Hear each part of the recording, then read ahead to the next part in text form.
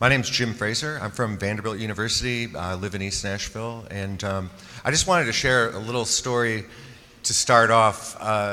Last winter, a bunch of us went to Fisk University and did a talk on affordable housing, gentrification for the NAACP, and there were a room full of people.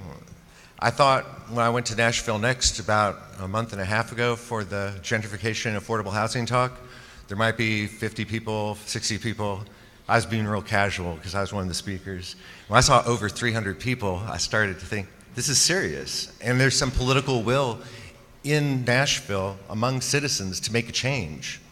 I can sit and tell you some of the tools that we could use. I'll do that for a few minutes, but I think more importantly, it's about what is the process to use these tools and get them done. And I think it's real important to work with the council people of the city and the mayor in order to stress how important this is and how urgent this issue is around the city. I work in neighborhoods like Bordeaux, Buena Vista Heights, Chestnut Hill. They're all going through very similar things. Maybe not as fast, but we see it coming to different parts of the city at different times. And once we recognize that it's there, it's time to act or it's too late. So I think one of the things I would echo what everyone on the panel has said is that the city has to take this seriously, and taking it seriously means we have to fund it, we have to build it, and we have to preserve it. And today I just wanted to offer a few suggestions on ways this could be done. I've worked in housing policy for about 25 years now, and cities across the country, a lot of public housing developments, but also low-income neighborhoods around issues of neighborhood revitalization that will benefit the people that live there. And often the issue that comes up as neighborhoods start to improve, like the good work that's been done here, is that it becomes more attractive for people to develop property to make profit. And that's not bad to make profit, but it's not a good thing when it starts to displace people. And I can tell around where I live the same thing. You have these very large homes being built. They're being sold for a lot more than my house. My property taxes went up $150. You also have increased, difference, and dealing with that difference and being able to integrate new people into a neighborhood, and for those new people to respect the folks that are already there is, a real challenge, and it's something that we have to be intentional about. Let me get a little bit to what could possibly be done. I try not to be too prescriptive because I've done this a few times, and I had the pleasure of speaking to some city council members a couple weeks ago, and this is some of the things that I shared with them. First, we have tools to build affordable housing. There are federal programs, and we know that MDHA runs some of those, and dollars can come down from the federal government to communities like yours, but people have to get involved and actually work to develop plans. So I think developing a neighborhood plan, even now, like what do you want to see, is really important, because then you can articulate to other folks outside your neighborhood how to get that done. One of the tools that has been used by communities across the country, I don't think we have successfully here in Nashville yet, but community benefits agreements. And these are really pretty simple. It's an agreement that, if I come in as a developer and want to build, say, 10 units of housing, and I meet with the neighborhood association, and they talk to me about what they'd like to see in their neighborhood and how my plan can fit into that. Well, oftentimes developers are willing to participate in providing community benefits, additional things to the housing they're going to build in order to make the neighborhood a better place. One of those benefits could be to say, well, if you're going to do 10 units, we'd like 3 or 4 of them to be affordable at some level.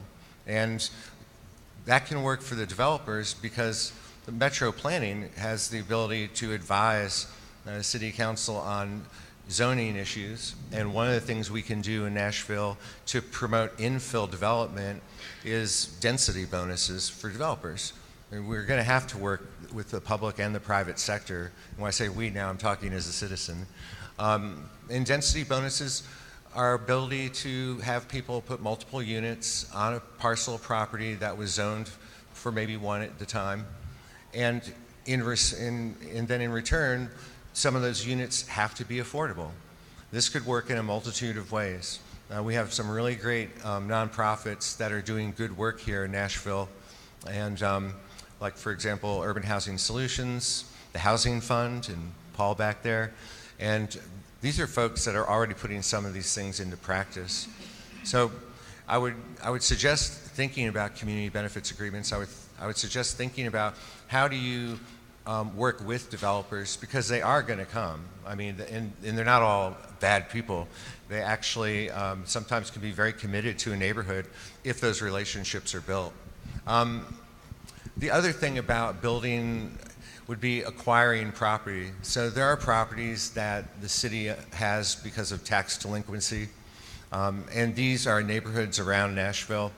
And you know, the city would probably rather see development on some of these parcels than to let them be empty, because vacant lots and vacant properties really don't bring a neighborhood up. In fact, they're one of the major issues that neighborhoods sometimes have to face because of the ways that those properties are used by people illegally. So getting in touch with your council person here and talking about that as a strategy. Are there parcels in your neighborhood that you would like to see something different on? And being proactive like that, you can actually then reach out to a developer that's going to be conscious of what the community wants.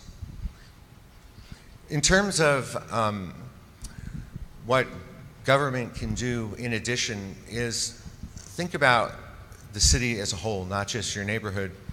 We need a citywide policy and funding mechanism to build a lot more affordable housing. And when I say affordable, that's everything from stepping up out of public housing to folks that have jobs that work at places like the city government who can't afford to live in the neighborhoods that they'd like to.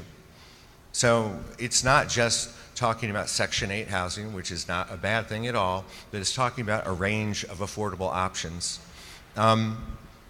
One of the strategies, and I should say this is Jyoti Gupta, she helped write a report that we put together for Metro Planning on affordable housing and gentrification, which will be coming out this fall. And one of the things that we found in many cities around the country was that cities would take out municipal bonds, sizable municipal bonds, for $100 million, $125 million. Cities like Austin, Texas, Charlotte, North Carolina. And they use these monies to buy assets, to buy housing, to buy properties, and then they put them into a community land trust, which is just a name for a nonprofit that serves to manage a portfolio of housing, keep it to an extent off the market in terms of making it unaffordable. They keep it affordable. They're the ones they're able to manage that type of program, but without the funding, it's not going to come to scale in Nashville. So that would be one thing, is saying, hey, we need real funding, real money behind this. That's the commitment. And other cities have been doing it. There are also existing tools that are a little bit more, I mean, they're not terribly complex, but I'm not going to go into detail now. We use tax increment financing for development projects around the city. It's basically, in a nutshell, a guess. I'm going to take some property which is worth a certain amount of money, and I'm going to guess that in 5 years after this is developed, it's going to be worth a lot more. And so I'm going to take money out now from the government in order to do the development, but down the road I figure I'm going to make a profit and be able to pay government back for what the development costs. So the tax increment financing has been done for major venues here, but I don't believe it's ever been done for affordable housing. And it has been used for affordable housing in cities across the country, like Seattle and Portland, New York City. So a range of cities are using these tools. They're things that people in Metro Planning can help explain further. There are things that people like me can come and sit in on community meetings. Like I said, I do that on a regular basis now, evidently, since Nashville Next. And it's great to get to know people. And the one thing is, you're not in this alone. It is not just your neighborhood. It's neighborhoods across the city. And I think that with the political will, again, of our city council and our mayor, we can make strides forward. I think community engagement is really important, but I've also been engaged in many efforts that haven't gone anywhere because we didn't really know what to do other than get together and talk and then listen to other people talk. So I think that there's a point at which talking and getting together is really good to build community, to build a vision, but then actually doing something political, because this is a political economic issue. This is something that is not going to be resolved without real decisive action on the part of our government as well as us as citizens. I'd be glad to talk to you about more tools. The report will be coming out. And I hope that this is just one of many meetings that we get to meet. Thank you.